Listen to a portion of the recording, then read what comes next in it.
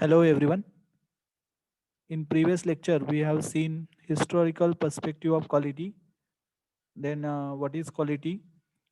Its definition and core components of quality. Today we are going to see quality view, financial aspects of quality, customer suppliers and processes, and total quality management. So let's start with the lecture.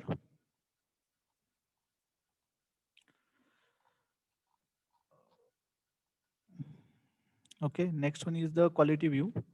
In that we are going to first see the what is the stakeholders.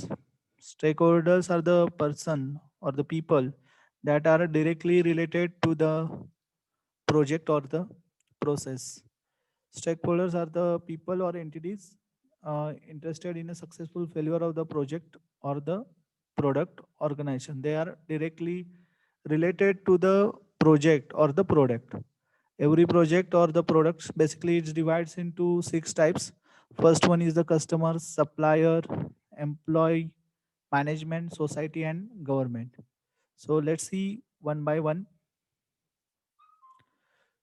Quality is viewed differently by different stakeholders of the project. So quality of product is depend on the stakeholders. Okay, let's see one by one. First one is the customer. It is the key stakeholder. Since the customer pay for the product, we must be satisfied its requirements. Customer हा सगळ्यात important stake holder आहे की ज्यासाठी product तयार केले जातात. कारण जर कस्टमर सॅटिस्फाय असेल तरच आपला बिझनेस ग्रो होणार आहे. त्यामुळे कस्टमर म्हणजे कस्टमर सॅटिस्फॅक्शन सगळ्यात मस्ट आहे. आपल्या पूर्ण सॉफ्टवेअर क्वालिटी अश्युरन्समध्ये आपल्याला हेच बघायचं आहे की आता मोस्ट ऑफ द प्रोजेक्ट का फेल होतात, कारण की त्यांचे कस्टमर सॅटिस्फाय होत नाही. कस्टमर सॅटिस्फाय का होत नाही, कारण की त्यांना जे काही प्रोडक्टमध्ये पाहिलं असतं तो त्या म्हणजे जे काही कंटेंट हवं असतं ते त्यांना टाईमवर मिळत नाही, किंवा टाईमवर जरी मिळालं तरी ते कंटेंट प्रॉपर मिळत नाही. म्हणून कस्टमर सॅटिस्फाय होत नाही. त्याला जे काही सपोज जर त्यानं एखादं वॉच घेतलं तर त्याला जी फंक्शनॅलिटी त्या वॉचमध्ये हवी आहे तर ती जर नसेल तर कस्टमर सॅटिस्फाय राहणार नाही. ओके, आणि त्याला सपोज जर तो एखादा स्वतःचा बिझनेस करतोय त्यासाठी त्याला ते प्रोडक्ट्स हवेत, तर त्याला ती क्वांटिटी ऑन टाईम मिळाली पाहिजे. अदरवाईज कस्टमर सॅटिस्फाय होणार नाही. तर मग सगळ्यात इम्पॉर्टंट स्टेक होल्डर आहे कस्टमर, की ज्यासाठी आपण प्रोडक्ट म्हणजे ज्यासाठी एखादी कंपनी ऑर्गनायझेशन प्रोडक्ट तयार करते. Customer should get product project deliver. हां, सगळ्यात महत्त्वाचं विदिन टाईम त्याला मिळालं पाहिजे. आता एखादा प्रोडक्ट घेतला त्यानंतर ती सर्व्हिस पण सगळ्यात इम्पॉर्टंट आहे. कारण की प्रोडक्टला सपोज जर तुम्ही क्वालिटी प्रोव्हाइड केली पण त्यानंतर जर सर्व्हिस प्रोव्हाइड करत नसाल तर मग त्याचा इम्पॅक्ट त्या प्रोडक्टच्या म्हणजे त्या बिझनेसवर होतं. आता फॉर एक्झाम्पल बघा किती नंबर ऑफ टेलिकॉम कंपनीज आहेत. म्हणजे एअरटेल आहे, वोडाफोन आहे, जिओ आहे. तर प्रत्येक जणांच्या इथं कस्टमर सेंटर आहे. ओके. म्हणजे जे काही कस्टमरच्या क्युरीज वगैरे आहेत त्या तिथं सॉल्व्ह केल्या जातात. त्यानंतर म्हणजे फक्त प्रोडक्ट दिला म्हणजे त्यांचं काम संपलं असं नाही. तर नंतर सुद्धा कस्टमरला सर्व्हिस प्रोव्हाईड केली पाहिजे. अदरवाईज तो कस्टमर तुमचा प्रोडक्ट यूज करणार नाही. कारण की number of competitors are there. आणि तुम्हाला जर या कॉम्पिटिशनमध्ये टिकायचं आहे तर कस्टमरला सॅटिस्फाय केलं पाहिजे. आणि सॅटिस्फाय करण्यासाठी तुम्हाला क्वालिटी सर्व्हिस द्यायला पाहिजे. ओके, नेक्स्ट आहे stakeholder supplier. Supplier gives inputs for making product or the project. आता सप्लायर कोण आहे, तर जो रॉ मटेरियल देतो.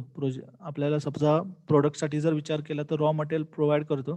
आणि जर सॉफ्टवेअर प्रोजेक्टच्या रिलेटेड जर तुम्ही विचार करत असाल तर त्यासाठी एखादे टूल्स वगैरे प्रोव्हाइड करणारे जे असतात तर त्यांना म्हणतात suppliers. As an organization become successful more and more projects are executed.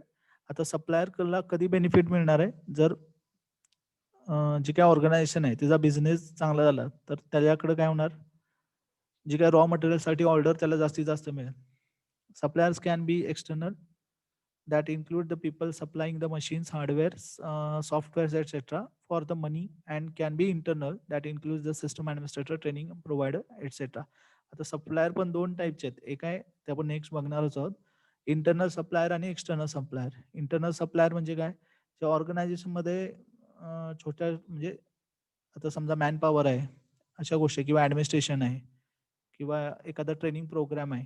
हे सगळे जे काय प्रोव्हाइड करतात ते इंटरनल आहेत आणि एक्सटर्नल म्हणजे जे प्रोडक्टसाठी हार्डवेअर, मशीन, सॉफ्टवेअर हे जे काय प्रोव्हाइड करतात, तर that is known as the external supplier.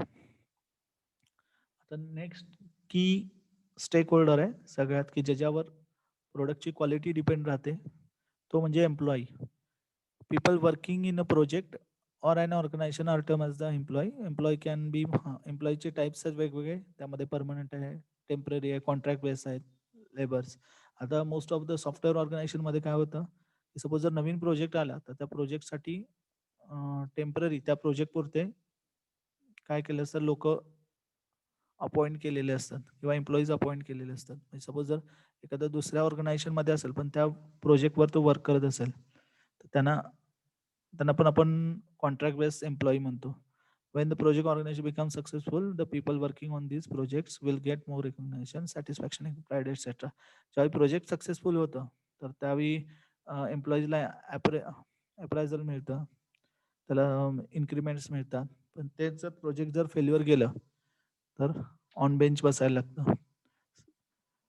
Okay, त्यामुळं एम्प्लॉईज सगळ्यात इम्पॉर्टंट आहे बिझनेसमध्ये.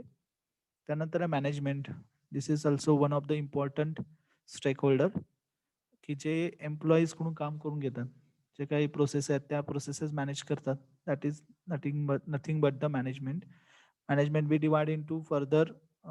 आता त्यामध्ये पण वेगवेगळे आहेत. प्रोजेक्ट मॅनेजमेंट आहे, स्टाफ मॅनेजमेंट आहे, सिनियर मॅनेजमेंट आहे, इन्व्हेस्टर्स आहेत. तर हे सगळे मॅनेजमेंटमध्ये मॅनेजमेंटचे वेगवेगळे टाईप्स आहेत, की जे वेगवेगळ्या समजा प्रोसेस मॅनेजमेंट करणारे ते मॅनेजमेंट वेगळे, एम्प्लॉई मॅनेज करणारे वेगळे, म्हणजे जे रिक्रूट वगैरे करतात ते, असे वेगवेगळे टाईप्स आहेत. Management needs more profits, recognition, turnover, improvements to make their vision and mission successful. मॅनेजमेंटला काय हवं आहे, तर ऑब्विसली त्यांचा बिझनेस चांगला व्हायला पाहिजे, टर्नओव्हर चांगला मिळायला पाहिजे, प्रॉफिट व्हायला पाहिजे. तर त्यासाठी मॅनेजमेंट वर्कआउट करते. मग त्यासाठी मग ते क्वालिटी इम्प्रूव्ह करतील, चांगले एम्प्लॉई हायर करतील, हे सगळे डिसिजन मॅनेजमेंटच्या अंडर होतात. Next one society. सोसायटी जो काही ऑर्गनायझेशन आहे, society benefits well as well as suffer due to successful projects or the organization depending on the individual perception. आता society the organization may be, म्हणजे may बी त्याला profit होईल, otherwise loss पण होऊ शकतो. आता loss in the sense of organization आहे तो इलेक्ट्रिसिटी यूज करते, म्हणजे पॉवर सप्लाय, वॉटर यूज करते. आता सपोज जर एखाद्या ठिकाणी शुगर प्रोडक्शन होत असेल तर तिथली सोसायटी काय सफर करेल, तर वेगवेगळ्या टाईपचे पोल्युशन्स, म्हणजे may B it's air pollution, sound pollution और वॉटर पोल्युशन, हे सगळं त्यांना फेस करायला लागतं सोसायटीला. आणि may be they get benefit from it. Next one is government. गव्हर्नमेंटचे 3 टाइप्स, लोकल, स्टेट किंवा central government. It also suffers and benefit. आता गव्हर्नमेंट सुद्धा ऑर्गनायझेशन पासून त्यांना मे बी बेनिफिट मिळू शकतो किंवा त्यांना पण ते पण सफर करू शकतात. आता बेनिफिट इन द वे, जर एखादी ऑर्गनायझेशन खूप मोठी आहे, ती बाहेरची इन्व्हेस्टमेंट आपल्या देशामध्ये जर आणत असेल तर गव्हर्नमेंटला फायदा होतो. त्यांना बाहेरचे मनी म्हणजे पैसा मिळतो, त्यानंतर टॅक्सेस मिळतात. ओके, पण त्यांना पण सफर करायला लागतं, प्रेशर ऑफ रिसोर्सेस, त्यांना पण रिसोर्सेस प्रोव्हाइड करायला लागतात. जर ऑर्गनायझेशन चांगली चालवायची असेल तर मग त्यामध्ये वॉटर, पॉवर हे रिसोर्सेस प्रोव्हाइड करायला लागतात. ओके, तर हे सगळ्यात इम्पॉर्टंट स्टेक होल्डर्स आहेत, ज्यामध्ये कस्टमर सगळ्यात की स्टेक होल्डर आहे आणि सगळे बाकी सपोर्टिव्ह स्टेक होल्डर्स आहेत. अजून एक इम्पॉर्टंट म्हणजे एम्प्लॉई. जर ऑर्गनायझेशन सक्सेसफुल करायचे तर एम्प्लॉई बेस्ट पाहिजेत, तरच त्या ऑर्गनायझेशन सक्सेसफुल होईल. म्हणजे बाकीचे पण तेवढेच इम्पॉर्टंट आहेत, पण most important these two. Next one is the financial aspects of quality. क्वालिटीच्या रिलेटेड जे काही फायनान्शियल ॲस्पेक्ट्स आहेत ते बघूया. बघा, त्यामध्ये फर्स्ट दिले सेल प्राईस. सेल प्राईस कशी डिफाईन होते, तर sale price depend on the cost of manufacturing, cost of quality and profit, यावर डिपेंड आहे. म्हणजे जसे आता कॉस्ट ऑफ मॅन्युफॅक्चरिंग कॉन्स्टंट आहे, कॉस्ट ऑफ क्वालिटी ही पण नेसेसिटी. जर तुम्हाला सेल प्राइस जर कमी करायची असेल तर तुम्हाला यातलं काहीतरी कमी करायला लागेल. आता कॉस्ट ऑफ मॅन्युफॅक्चरिंग तर फिक्स आहे आणि क्वालिटीवर तर वर्क करायला लागेल, या दोन्ही कॉन्स्टंट राहतील. जर तुम्हाला मग सेल प्राइस जर कमी करायची आहे तर तुम्हाला प्रॉफिट कमी करायला. When the products produce match in all aspects the cost would decide the quantity of sale. तर कॉस्ट कशावर डिसाइड होते? Quantity of sale. सपोज जर तुमचा प्रोडक्ट जास्त जात असेल तर काय होणार आहे? सेल प्राइस इन्क्रीज होणार आहे, कारण की त्यावेळी प्रॉफिट काय होणार? इन्क्रीज होणार. या दोन गोष्टी तर कॉन्स्टंट राहतील किंवा इन्क्रीज पण होऊ शकतील जर त्यामध्ये काही पॉलिसीज किंवा टेक्नॉलॉजी चेंज झाल्या तर. Reducing the sale price reduces the percentage of profit. आता हे डायरेक्टली प्रोपोर्शनल आहे. जर तुमचं सेल प्राइस जर कमी झाला तर तुमचा प्रॉफिट पण कमी होणार आहे. In order to maintain the profit, the producer may try to reduce the cost of production without compromising on the quality aspects. आता जर तुम्हाला इन ऑर्डर प्रॉफिट जर मेंटेन करायचं आहे तर producer may be reduce the cost of production. त्याला cost of manufacturing कमी केली पाहिजे, कारण क्वालिटीला तो काय हे करू शकत नाही, कॉम्प्रोमाइज करू शकत नाही. तर त्यासाठी त्याला मॅन्युफॅक्चरिंग कॉस्ट कमी करायला लागेल जर प्रॉफिट इन्क्रीज करायचं आहे. आता कॉस्ट ऑफ मॅन्युफॅक्चरिंग मध्ये काय तर डेव्हलपमेंट कॉस्ट आहे, प्रोडक्ट डेव्हलप करायची कॉस्ट, टेस्टिंगची प्राइस आहे, ही सगळी कॉस्ट ऑफ मॅन्युफॅक्चरिंग मध्ये येते. The cost of manufacturing is cost required to developing the right product by the right method at the first time. आता कॉस्ट ऑफ मॅन्युफॅक्चरिंग सपोज जर product असेल तर त्याची फिक्स प्राइस असते, फर्स्ट टाइम असते, आपल्याला काय करायला लागते? इन्व्हेस्ट करायला लागते. The cost of manufacturing remains constant over the time span for the given project and the given technology, and it has direct relationship with the efforts. आता cost of manufacturing first म्हणजे आपण initially जी करू त्यानंतर जर प्रोडक्टमध्ये आपण काही change केला नाही, टेक्नॉलॉजीमध्ये काही चेंज केला नाही, तर कॉस्ट ऑफ मॅन्युफॅक्चरिंग सेम राहते for the long time. The cost involve in requirement, हां, तर ह्याच्यामध्ये कुठली मॅन्युफॅक्चरिंग कॉस्ट? तर requirement analysis, design, development, coding, ह्या जे काही आपण करतो ती सगळी मॅन्युफॅक्चरिंग कॉस्ट येते. Next, cost of quality. Cost of quality represent, आता क्वालिटी कॉस्ट म्हणजे जी काही क्वालिटी आहे ती मेंटेन करण्यासाठी किंवा जे काही डिबग एरर वगैरे येत असतील प्रोडक्टमध्ये तर ते रिझॉल्व्ह करण्यासाठी जी काही कॉस्ट दिली जाते that is known as the cost of quality. Cost of quality represent the part of cost of production incurred in improving or maintaining the quality. Quality improve करण्यासाठी किंवा मेंटेन करण्यासाठी जी कॉस्ट लागते that is known as the cost of quality. Cost of quality includes all the efforts of. आता याच्यामध्ये जे काही error आहेत ते डिटेक्ट करण्यासाठी, फिक्स करण्यासाठी जी कॉस्ट लागते that is nothing but the cost of quality. Next one, the three important concept that we are going to see, green money, blue money आणि रेड मनी. हे 3 कन्सेप्ट आपण बघणार आहे आता. आता ग्रीन मनीला आपण म्हणतो कॉस्ट ऑफ प्रिव्हेन्शन. आता कॉस्ट ऑफ प्रिव्हेन्शन म्हणजे बघा की ज्यावेळी आपण एखादा प्रोडक्ट तयार करतो त्याचं टेम्पलेट्स असेल किंवा काही डिझाईन असेल ते डिझाईन फिक्स राहतं, पण ते डिझाईन तयार करण्यासाठी आपण जी काही फर्स्ट इन्व्हेस्टमेंट करतो तर that is known as the green money or cost of prevention. म्हणजे जे आता एखादा प्रोडक्ट तयार करायचं आहे तर त्यासाठी त्याचा लोगो असेल, डिझायनिंग असेल, काय असेल, त्याचा ट्रेडमार्क असेल, जे काय आपण त्यासाठी यूज करतो त्याच्यापासून आपल्याला रिटर्न काय मिळत नाही, पण that is important. Okay, first time आपण ज्यावेळी तयार करतो ते. तर creation and use of formats, templates etcetera, acquiring the various process models and standards etc represent the cost of prevention. तर this is investment by the organization and it's paid to yield returns. This is called as the green money. म्हणजे first आपण जे काही investment करतो product तयार करताना तर त्याला म्हणतात कॉस्ट ऑफ प्रिव्हेन्शन. नेक्स्ट आहे cost of appraisal. And organization may perform. आता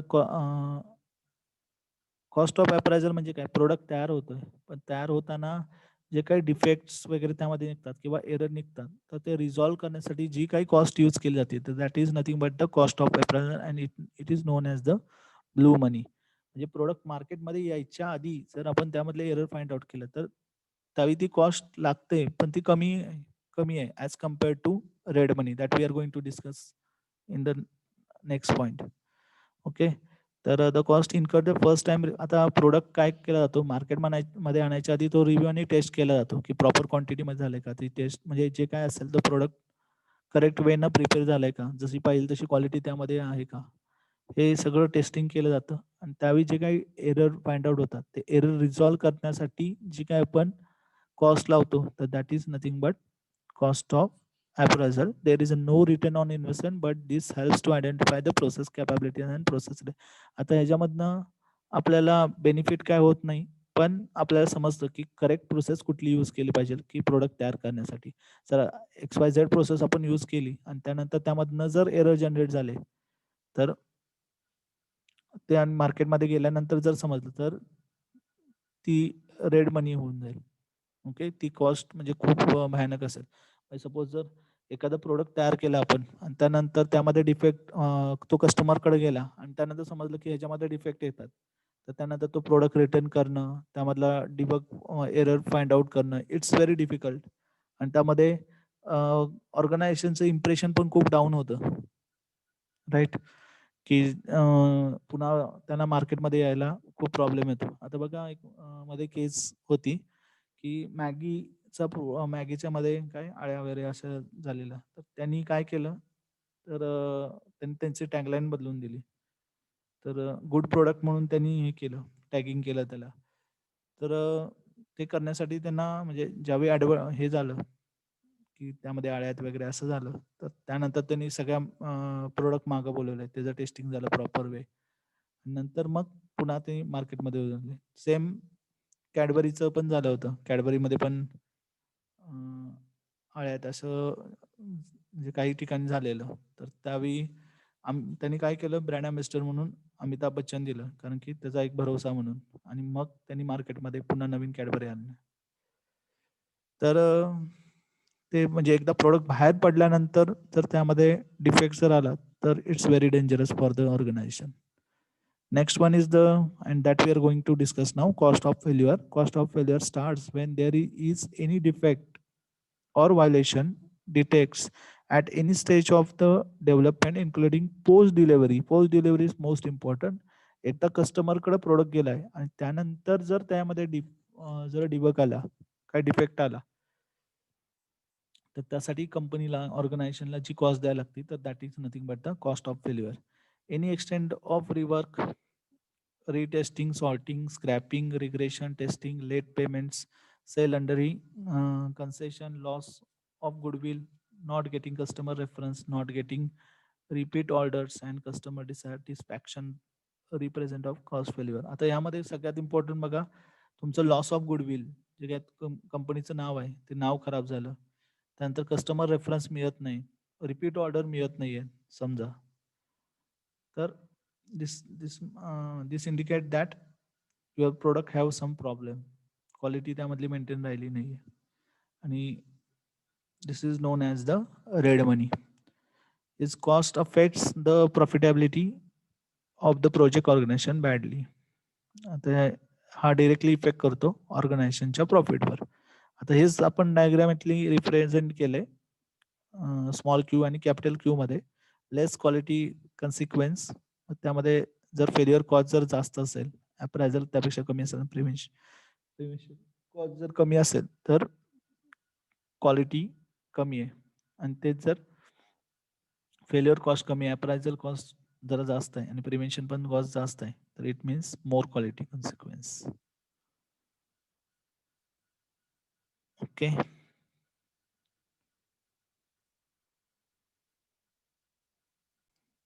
Next one is the customer, supplier, and processes. Suppliers and customers may be internal or the external to the organization.